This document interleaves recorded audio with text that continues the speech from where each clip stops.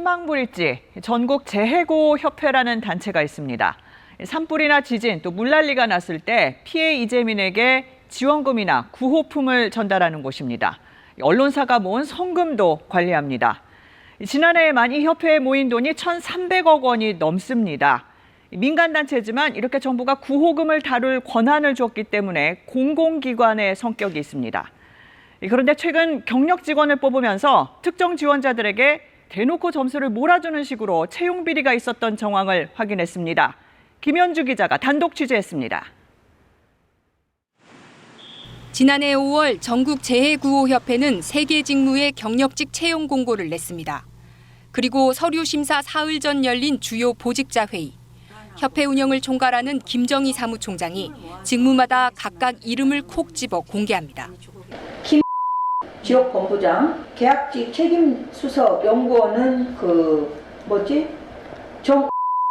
물류기지 요원은 그러더니 팀장급 내부심사위원에게 전달하라며 이렇게 말합니다. 서류 심사를 할 때 원사이드하게 점수 좀 주라고 94점 막 92점 막 이렇게 주고 나머지는 좀 박하게 주라 그래. 아무리 잘난 놈이 들어와도. 외부심사위원회는 본인이 아는 사람을 포함시켰다는 말도 합니다. 걔가 뭘 나한테 물어본다고 해서 그거 말을 해주는 대신에 넌 와서 서류 심사 좀 해. 지금 낚여서 걔가 오는 거야. 김 사무총장이 언급한 3명 중 지역본부장에 지원한 김모 씨와 연구소 책임수석에 지원한 정모 씨는 김 총장과 사적 관계가 있는 지인들이었습니다. 서류 심사하기 전에 누구누구를 뽑아야 하니까 점수를 얼마 이상으로 잘 주라는 내용을 전달받았습니다. 결과는 김 사무총장의 뜻과 같았습니다. 당시 서류 채점표를 보면 지역본부장엔 4명, 연구소 책임수석엔 1명, 물류 담당엔 3명이 지원했는데 김 총장이 언급한 이들에게 점수가 몰렸습니다. 이들은 서류 심사에서 각각 단수로 합격한 뒤 면접을 거쳐 최종 채용됐습니다. 김 사무총장은 채용자 중 2명과 아는 사이여서 오히려 심사에 일절 관여하지 않았다고 말했습니다. 내부 직원들의 기억은 다릅니다. 사무총장이 이 사람 뽑을 거다, 이 사람 들어올 거다, 너희 잘해라 라는 말씀을 입사 전부터 쭉 하셨고요. 전국재해구호협회는 공직유관단체로 정부의 채용비리 검사를 받는 대상입니다. KBS 뉴스 김현주입니다. 채용비리 의혹은 이번 건 말고 또 있습니다. 재해구호협회는 올 상반기 전국의 지사를 만들고 사무국장들을 뽑았는데 상당수는 아름아름 미리 정해놨던 걸로 보입니다. 채용 절차를 시작하기도 전에 내정된 사람들을 미리 만나서 처우까지 논의했던 사실이 드러났습니다. 단독 보도 이어서 김덕훈 기자입니다. 재해구호협회는 올해 전국 7개 지역에 지사를 설립했습니다.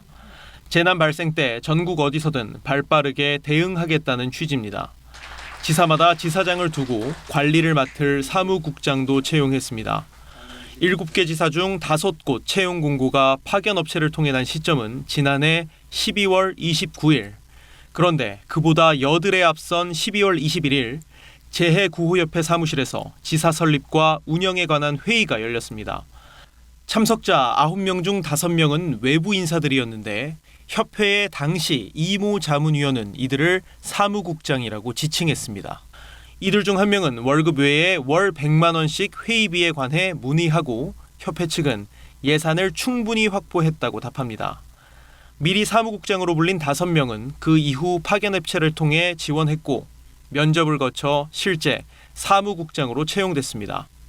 사무총장이 이 자문위원에게 정권을 줬고 이 자문위원이 사무국장들을 다 데려왔다고 들었습니다. 알고 보니 이들은 모두 이 자문위원의 지인과 학사장교 동문들이었습니다.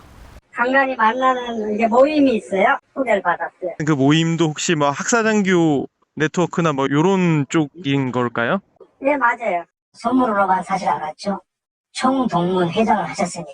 개인적인 그런 결혼은 없었고요. 제가 여기 사무국장으로 이제 채용하는 과정에서 이 자문위원은 동문회에 소개한 사실은 있지만 채용 과정에 문제는 없었다고 설명했습니다.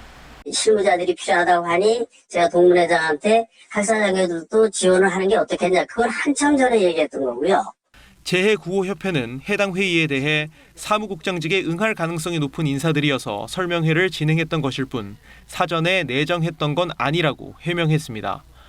이 자문위원은 김정희 총장이 취임한 뒤인 2021년 협회 자문위원회에 위촉된 뒤 지금은 대외협력정책관으로 임명됐습니다. KBS 뉴스 김덕훈입니다.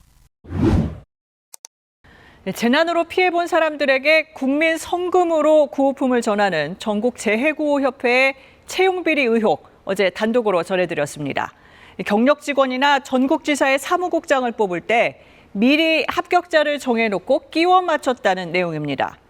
이 보도가 나간 뒤에 단체 홈페이지에는 이렇게 사실관계를 확인하고 있다는 사과문이 올라왔고 행정안전부도 조사에 들어가기로 했습니다. 그런데 비리 의혹은 또 있습니다. 구호품을 정할 때 협회 관계자 지인의 업체가 로비를 하고 또 납품 과정에서 짬짬이한 정황이 드러났습니다. 단독 보도 이어갑니다. 먼저 김덕훈 기자입니다. 2019년 5월 재해구호협회가 낸 긴급 입찰 공고문입니다. 경북 영덕 수해와 강원 산불 이재민들이 쓸 구호 꾸러미 키트 납품 업체를 구하는 내용입니다. 생필품 위주던 종전과 달리 화재 예방 콘센트가 별도로 추가됐습니다. 안에 먼지가 쌓여 불이 나면 자동으로 꺼지는 콘센트인데 특정 제품을 납품하라는 조건이 붙었습니다. 개당 가격이 꾸러미 전체 비용의 30% 이상입니다. 이재민이 당장 써야 할 구호 키트에 웬 멀티탭이 들어가서 당시 직원들 사이에서 논란이 많았습니다. 취재 결과 입찰 공고 한 달여 전 해당 콘센트 판매 업체 부대표인 임모 씨가 당시 협회 한 자문위원 소개로 재해구호협회를 찾아갔습니다. 사무총장 등에게 해당 제품을 설명하고 구호 꾸러미에 추가해달라고 요청했습니다. 말씀을 드렸었죠. 제품이 안 좋았으면 제가 말씀을 못 드렸겠죠. 어차피 입찰로 해가지고 진행됐던 제품이었고. 공개 입찰 과정도 석연치 않았습니다. 다른 참여 업체가 없어 1차 입찰이 유찰된 뒤 재해구호협회는 납품 지연을 우려했다고 합니다. 임시 쪽은 아는 업체에 부탁해 재입찰에 참여시키고 경쟁 형식을 갖췄습니다. 지인입니다. 그래서 제가 부득이하게 요청을 좀 한 거고 그렇게 해서 그렇게 그때 입찰을 했었습니다. 재입찰에 함께 참여한 업체는 콘센트와는 상관도 없는 곳이었습니다. 사실상 들러리를 선 겁니다. 결국 임시 업체가 낙찰을 받았고 임 씨는 그 석 달 뒤 재해구호협회의 자문위원이 됐습니다. 임시 업체는 이후 4년여 동안 해당 제품 6억 3천만 원어치를 재해구호협회에 납품했습니다. 재해구호협회에서 자문위원이 속한 업체와 이른바 짬짬이 입찰이 이루어진 정황이 확인됐습니다. 소중한 국민 성금이 낭비되지 않도록 협회가 발주한 계약 전반에 대한 실태 점검이 필요하다고 생각됩니다. 재해구호협회는 업체들 간 짬짬이 여부는 알 수 없으며 공개 입찰이어서 문제가 없다고만 밝혔습니다. 납품 로비와 입찰 짬짬이는 국가계약법에 따라 처벌 대상입니다. KBS 뉴스 김덕훈입니다. 네, 말씀드렸듯이 재해구호협회의 예산 대부분은 국민들이 낸 성금입니다. 그런데 이 예산이 이 협회의 공연 행사나 연구 용역에서 사무총장이 한 측근 인사 쪽으로 잇따라 흘러들어갔습니다. 계속해서 김현주 기자가 단독 보도합니다. 2021년 말 전국 재해구호협회 60주년 감사제. 국악공연을 협회 강모 자문위원이 이사로 있는 업체에 맡겼습니다. 1,800여만 원을 지급했습니다. 강 씨는 김정희 사무총장과 공연업계에서 만난 오랜 지인이자 측근입니다. 사무총장이 지인인 를 자문위원으로 추천했고 그 이후 협회 행사에 국악공연이 자주 포함됐습니다.